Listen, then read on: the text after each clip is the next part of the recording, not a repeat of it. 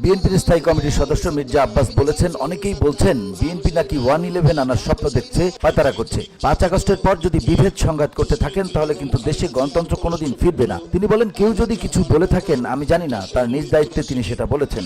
BNP এসব দায়িত্ব বহন করে না। শুক্রবার সকালে রাজধানীর নয়াপল্টনে বিএনপির কেন্দ্রীয় কার্যালয়ে এক দোয়া মাহফিল ও আলোচনা সভায় প্রধান অতিথির বক্তব্যে তিনি এসব কথা বলেন। বিশিষ্ট ক্রীড়া সংগঠক এবং বাংলাদেশের আধুনিক ক্রিকেটের রূপকার খালেদা জিয়ার ছোট ছেলে মরহুম আরাফাত রহমান কোকোর 10ম মৃত্যুবার্ষিকী উপলক্ষে বিএনপি এ দোয়া মাহফিলের আয়োজন করে।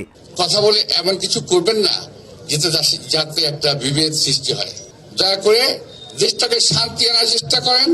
আপনারা কথা বলতে জানেন, আপনারা বলতে জানেন, আপনাদের বুদ্ধি আছে, আপনাদের বুদ্ধি, আপনাদের প্রজ্ঞা এই দেশকে গঠন করার কাজে লাগান। মির্জা আব্বাস বলেন, দেশ নিয়ে বিএনপি পরিবারের যত ত্যাগ, এটা যদি কেউ ভুলে যায় তাহলে মনে হয় ঠিক হবে না। এতে জাতির প্রতি ও পরিবারের প্রতি অন্যায় করা হবে।